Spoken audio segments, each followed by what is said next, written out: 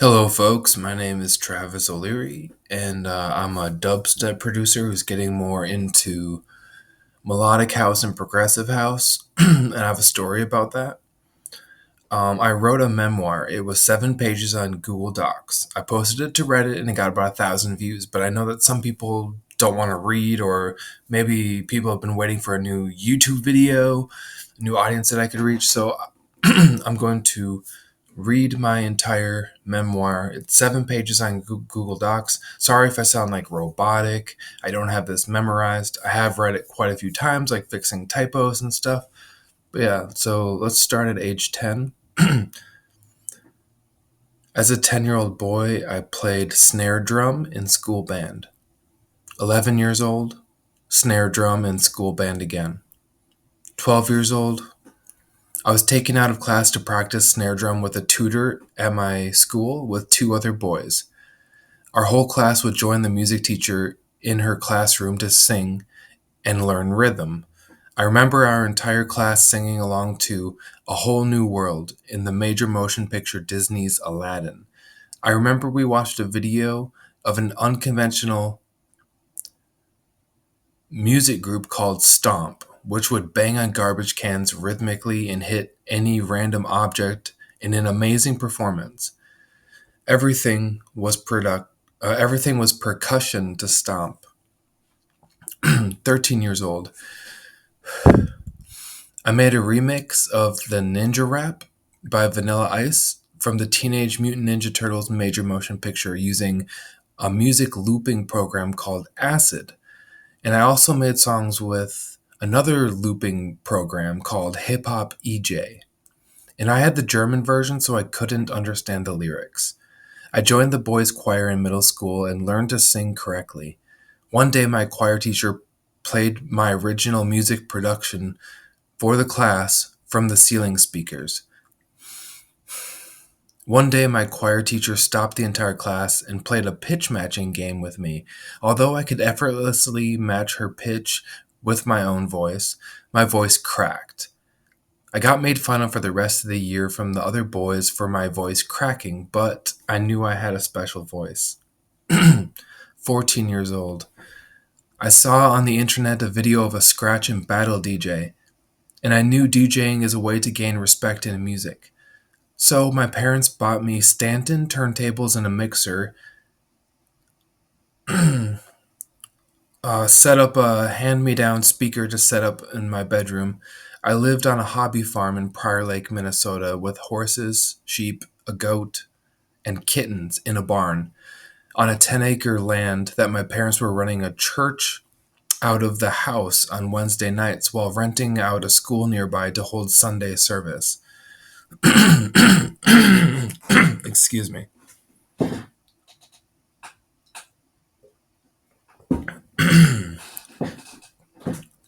Every week I was encouraged to sing along at church on Sunday mornings with a band that sang lyrics from the Holy Bible set to the tune of 80s and 90s pop songs.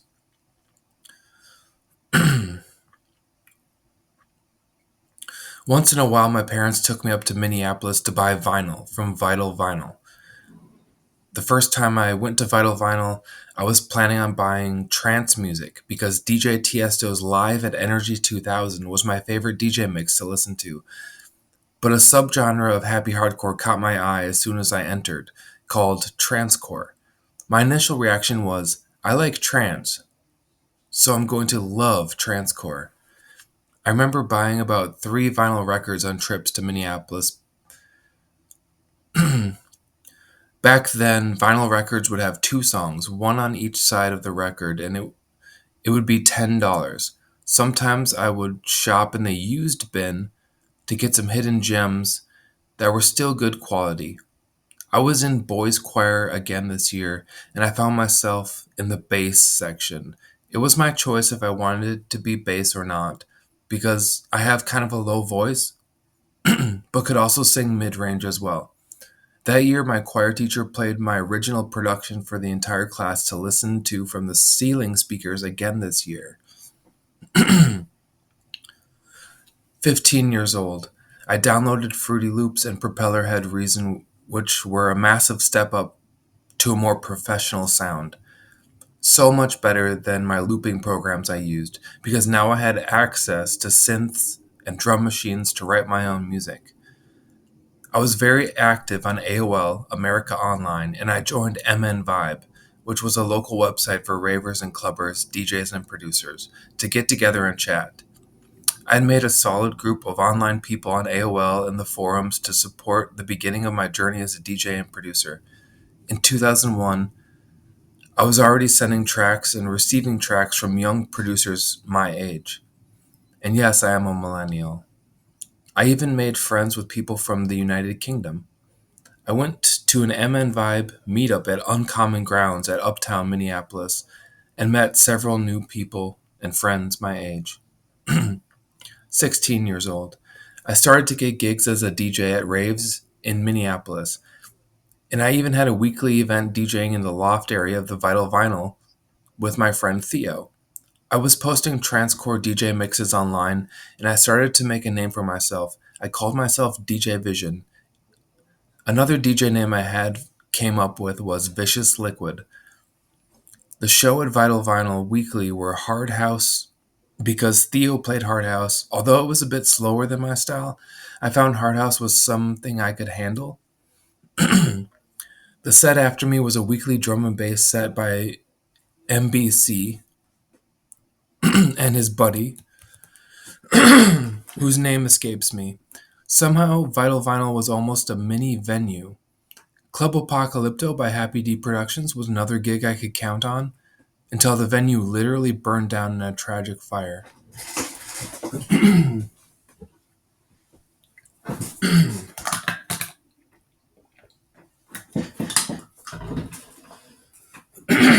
Excuse me, sorry.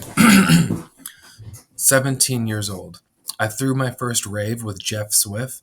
He was the head of area entertainment. I got into the partnership because by now my parents had built a church on our hobby farm in Prior Lake, Minnesota. My status as an upcoming DJ, and I was able to provide my parents' church as a venue for Alpha. Alpha was a rave in my parents' church that ended up with the entire 10-acre hobby farm being used as a parking lot because so many people showed up. We only charged $5 at the door, and we counted 700 people who attended our all-night rave. We had 2 rooms. I was in the second room, and I booked the DJs for the second room. I played a full transcore set, while we even had Banky phones playing an out-of-the-box hardware live PA. While his partner in crime, Tay, played a pure hardcore DJ set. Tay pushed music from Death Chant Records. I remember being his favorite. The main room of Alpha was mostly house music all night, while at the time I was more focused on the second room because I had curated the entire lineup. And at the time I didn't quite get house, except I listened to a lot of Daft Punk, but outside of Daft Punk I didn't get it. I had a couple gigs out of state, with me approaching rave promoters for an event in Ohio and an event in California. I got the gig by spicing up my side of the deal by offering to fly myself out free of cost to the promoters because my mom worked for an airline, so I got free flights. The event in California was a big mistake for me because I was offered alcohol and accepted, and really affected me in a negative way. This was my first event playing on proper subwoofers in the sound system. I wanted to make my set I wanted to begin my set by playing 3 songs at once. Well, on proper subwoofers, the sub bass surprised me. I was drunk and the turntables were modified and pitched up. So I had a terrible train wreck at the beginning of my gig, and the entire audience went into the second room to watch EJ play his set to his fans. The night before, though, some local California DJs and I were playing on a non-subwoofer setup, performing for an internet radio show that all went really well. I had a blast. So at least I had one good set that weekend. The rave I played in Ohio was next, and I was greeted by a goth cyber candy kid who made me candy that had my DJ name Vicious Liquid on it. My set was again in the second room, and sadly, very few people caught my set, which didn't bother me. At least two events were in. At least these two events were an adventure. By now, I had become a very good at music production and DJing. I got to visit DJ Tills's apartment and studio and got to look at his gear and learn a few things about music production. But sadly, we did not make a song together. Although I was happy to just be in the studio because Tills's made some of the best transcore DJ mixes, and I would often listen to his records from events. At DJ Fresco's birthday party, house party, I did a back to back with Tills's at, at the house party, and the gig was a huge success.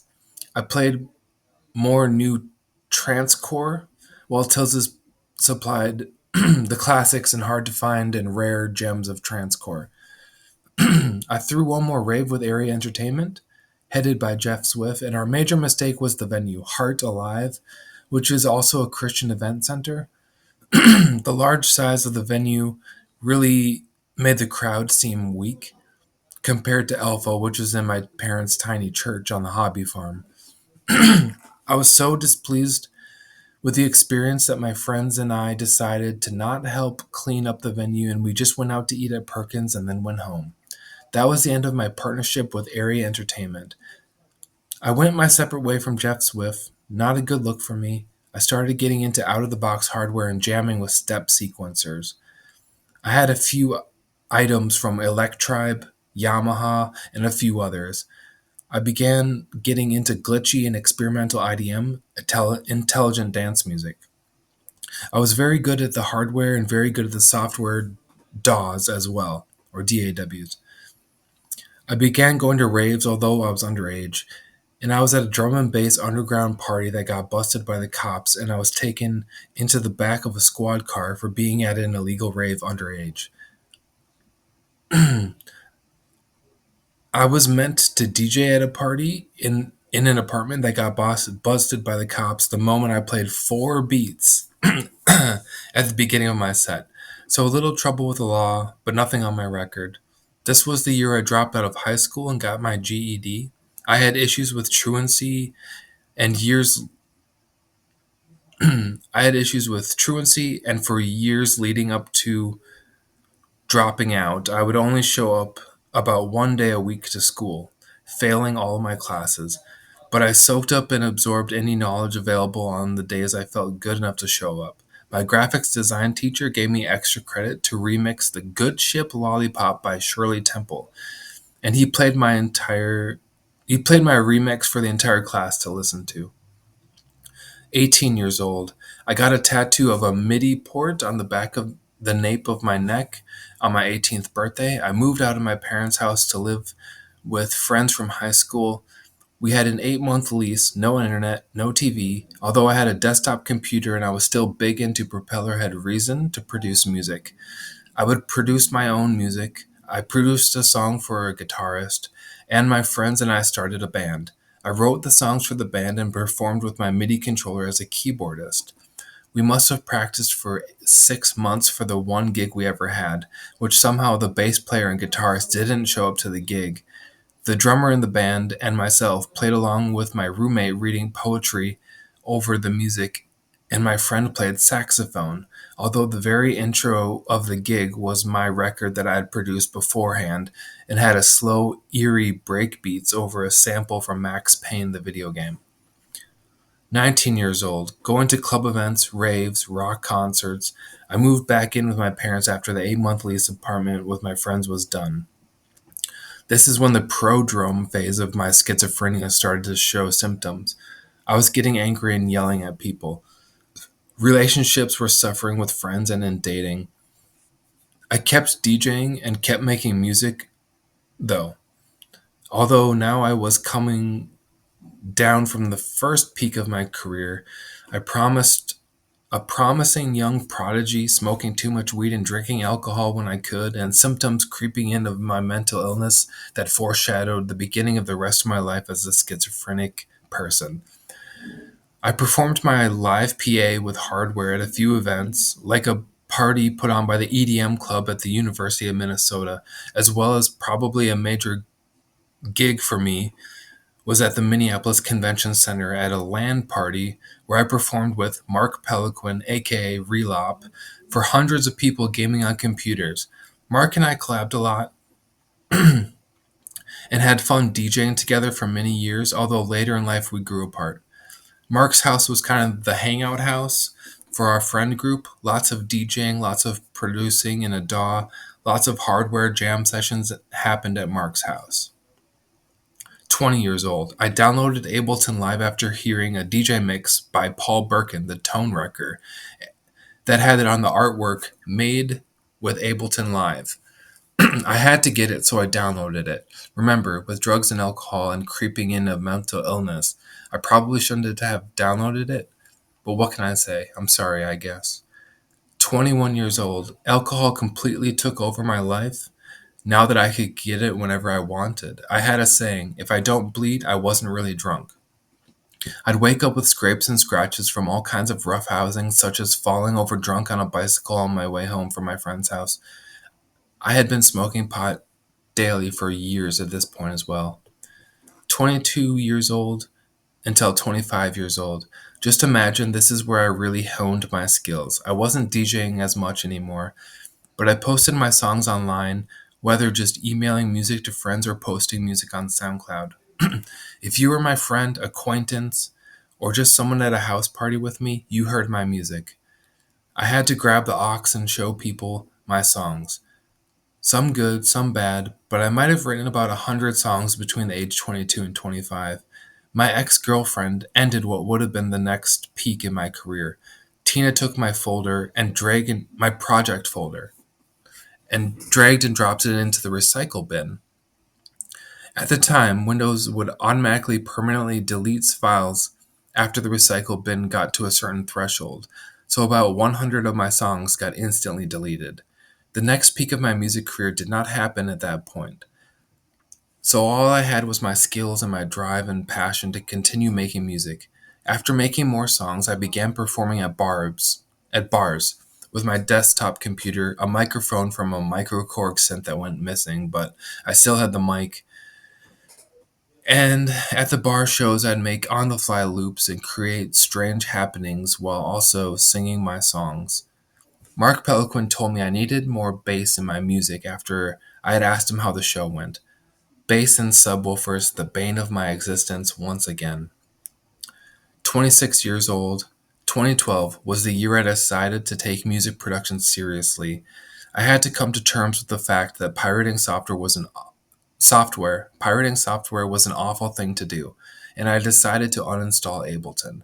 I was going to sit without a DAW, until I saved up enough money to buy the software legit. So yeah, 2012 I went legit, and my first step to taking music seriously, well, of course I was drawn to Audacity, a free audio program. Audacity is not a DAW, not at all, but it did have a tone generator that allowed input of a specific frequency. Zach Nobutuki said to me, 50 hertz is where the bass lies. So in Audacity, I opened up the oscillator set to sine wave by chance and typed in 50 hertz. Boom. Wow. I heard that sub bass and my brain clicked immediately, knowing, wow, this is the secret sauce to EDM that I've been missing the entire time. So I started making glitchy, experimental IDM, intelligent dance music, by cut paste on different break beats in the 50 hertz sub bass over it. And that's what I did for months. My alcohol and cannabis use, as well as my mental illness, was getting out of control. I was so out of control that I was admitted to a mental hospital psych ward for 1 month. I got put on antipsychotic medication, stabilized, and got sent right back to my parents' house in Prior Lake. I got supplemental security income, $400 a month, and the back pay was over $2,000.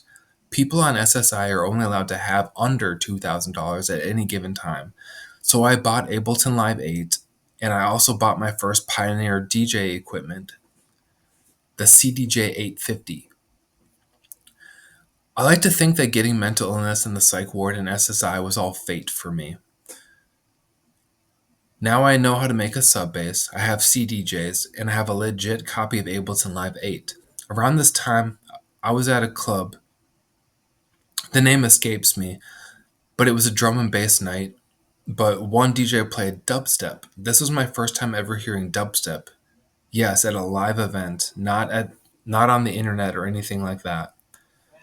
27 years old, I was going to a lot of events at Skyway Theater and the Loft at Skyway Theater, as well as a few other venues that the names escape me, to get more into dubstep. I remember seeing Downlink, Banga, Flying Lotus, Iodo, Borgor, and sometimes I'd go to a show not even knowing who played.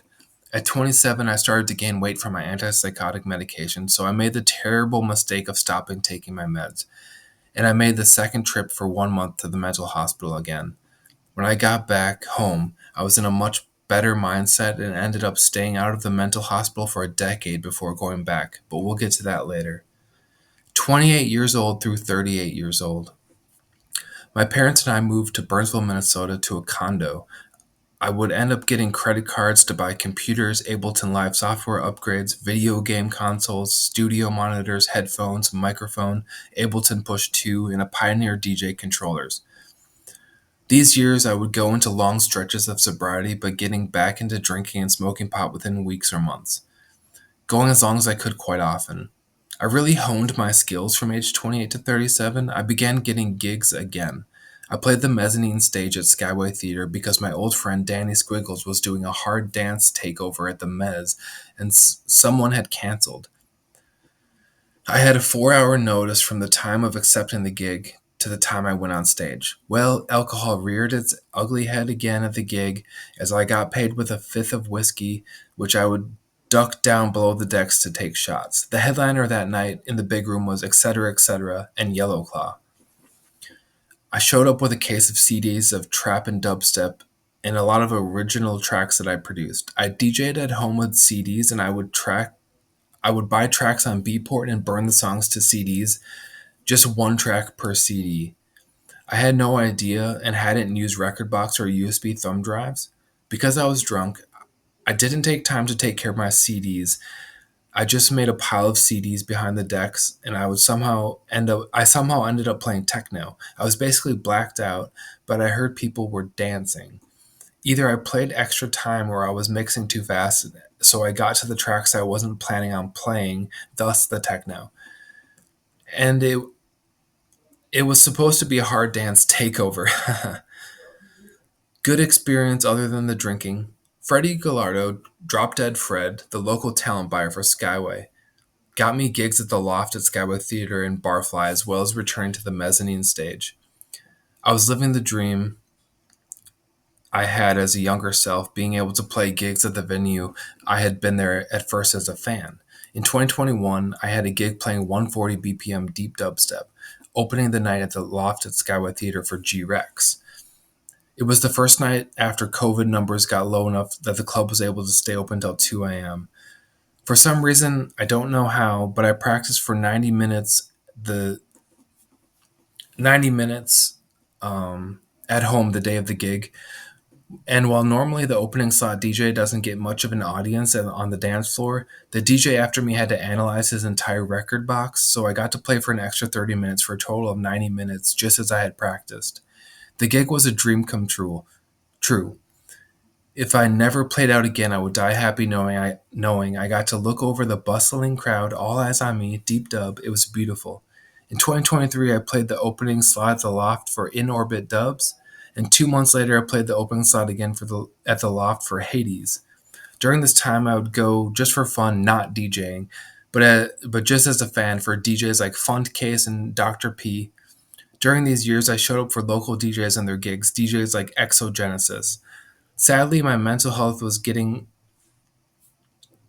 um, awful, and I would often get into verbal fights with my parents in our condo. My use of alcohol and cannabis was getting out of control, and my mental health was deteriorating. I even had to cancel a gig because of anxiety once. I felt awful about canceling a gig. I was still producing a lot of music, but verbal fights with my parents were getting out of hand. On January 12th, 2024, I hadn't slept in 5 days because my dad had kept me awake. I don't blame him. It was a cycle of abuse. I would yell, they would punish. I'd yell more, so they'd punish more. I hadn't slept in 5 days, so I ran away from home in blizzard conditions. I realized I couldn't be homeless, so I went to a grocery store nearby and called 911 on myself. I went to the ER and then was admitted to a psych ward hospital once again after going 10 years without needing that level of care. I had stopped taking my antipsychotics again because I was prescribed antidepressants. Might have been a mistake on the computer system, or I might have supposed to be taking the antipsychotics along with antidepressants. But I had gone a month without antipsychotics, so yes, I was admitted to the psych to the psych ward for 2 weeks. And after that, I went to the ERTS treatment in St. Paul, Minnesota for 4 months, where I learned to become sober, to build a life I didn't need alcohol or cannabis to escape from. I began producing music on my phone because my phone was all I had. It was FL Studio Mobile on Android. I made a few songs on my phone until I realized getting my laptop from my parents was a possibility. Remember, I'm still at ERTS treatment. I made a deal with my parents that I would trade my keys to the condo for the laptop. I called them the keys to hell. After getting my laptop, I was cooking again. I produced music that I called assertive music. It was melodic and jovial and meant to be played on a laptop speaker. So most of the songs were in C major so as not to go low and could be played well on a laptop speaker. The goal was to make peaceful music I can enjoy and feel good without annoying the residents, as our walls were paper thin.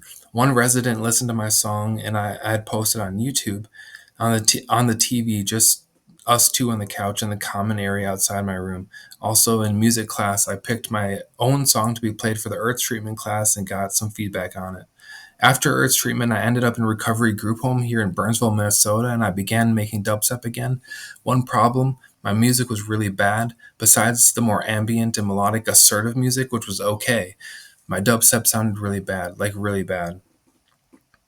Although I did get better at dubstep later in 2024, I was still making melodic and almost lo-fi jam songs and posted those to SoundCloud, Spotify, and other major music platforms.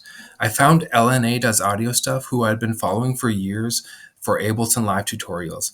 I decided to take music seriously again, and LNA described melodic house and progressive house as a great genre for neurodivergent people because it's based on vibes and melody and synthesizers. And although melodic house has vocals, it's not the main focus compared to pop or other genres. Towards the end of the year in 2024, and I'm at age 38 now, LNA grabbed my interest with her 12 Days of Creativity challenge. I watched one or two live streams but lost interest, but she kept going, and somehow she caught my eye again, and I must admit I developed a bit of a crush on LNA. I should state that I am celibate, though. The crush grabbed my interest, and I began watching more of her 12 Days of Creativity live streams. I started from the first one again and kept watching and watching. Soon I realized that I didn't have a crush on her at all, as it should be because I'm celibate. But I realized I had a passion for melodic house and progressive house. The music is what I loved. And then my music got good again. Finally, I was out of the slump that I experienced after my stay at the psych ward at the beginning of the year. Right now, I'm on day 8 of producing music, melodic house music, creating the song in 12 days. I got caught up in the 12 days of creativity to take music seriously. As I'm getting closer to the end of the challenge, I realized that my music got so much better when I spend one day on drums, one day on the bass, one day on the chords, etc., using a recipe, as it were, for house music. Usually I'd make a song in a few hours, call it good, and post it immediately. Or the opposite, have a 10 to 12 hour session going on until 5 a.m. in the morning when I just can't take it anymore and post it right then. But the 12 days of creativity and following a recipe for melodic house and progressive house dedicated one day to each ingredient and element of a track. It doesn't have to be a long session, but I really have an amazing track on the challenge. The track is called Travis OLeary Pushing Midnight. Yes, Travis OLeary is my artist and producer and DJ name. After having 20 different DJ names, I finally, in 2024, settled on my real name. I hope that by next week I'll have finished Pushing Midnight and begin my journey into melodic and progressive house. Thank you. Sorry I started going so fast at the end. I can only record for half an hour. Thank you for listening. My name is Travis OLeary. Look out for my track Pushing Midnight coming out later in a few weeks. Peace.